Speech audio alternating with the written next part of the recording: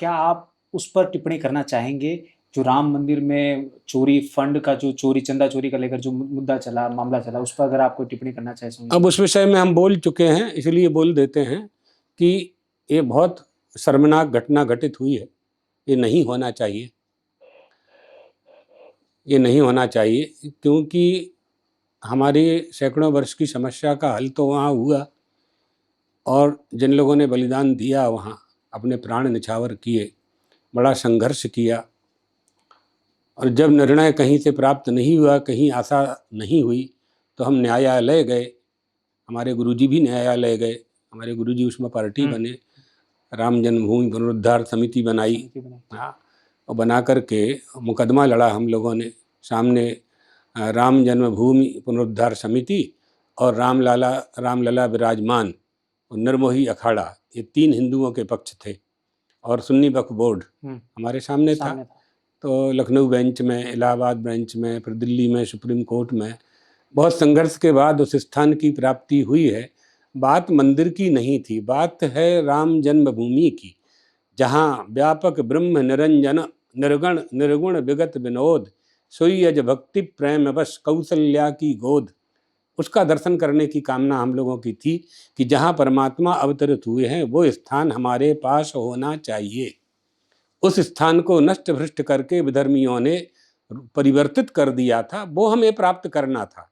तो स्थान प्राप्त हो गया, मंदिर का निर्माण हुआ, सबको प्रसन्नता हुई, लेकिन ये तो बहुत बड़ा अशास्त्रीय काम हो गया कि जहाँ से हमें शिक्षा प्राप्त होती है आदर्श की, जिस अयोध्या पर कोई विजय प्राप्त नहीं कर सकता, कोई भी योद्धा अयोध्या पर विजय प्राप्त नहीं कर सकता, जहाँ से हम सदाचार की शिक्षा ग्रहण करते हैं, भगवान श्री राम हमारे आदर्श हैं, और वहाँ रहने वालों को ये शिक्षा मिली कि वो चोरी करें। इसका मतलब है कि तुमने श्री राम को श्री राम नहीं माना। श्री राम के प्रति यदि आपकी निष्ठा होती तो आपके मन में चोरी करने का संकल्प ही नहीं हो सकता था।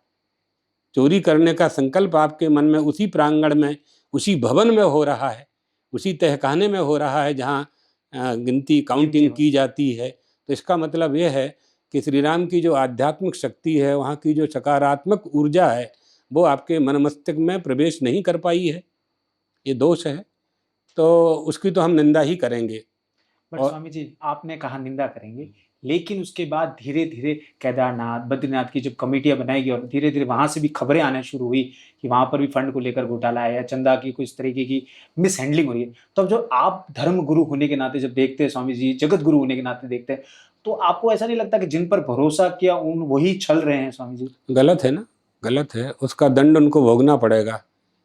देवधन है ये, इन करने वालों को कभी सुख शांति नहीं मिलने वाली है, उसका परिणाम उनको भोगना ही पड़ेगा, पक्का। शास्त्र वचन है, इसमें कोई सुधार नहीं किया जा सकता। यहाँ अदालत ने छोड़ दिया, सरकार ने छोड़ दिया यदि, और न्यायालय ने भी मुक्त कर दिया, तो भी ऊपर तो भोगना ही पड़ेगा। इसलिए हम लोग ये कहते हैं कि धर्म का भय होना चाहिए। धर्म का भय रहेगा, इस पाप को करने से इस नरक में जाना पड़ेगा। जब ये भय व्याप्त होगा तो हम वह पाप नहीं करेंगे।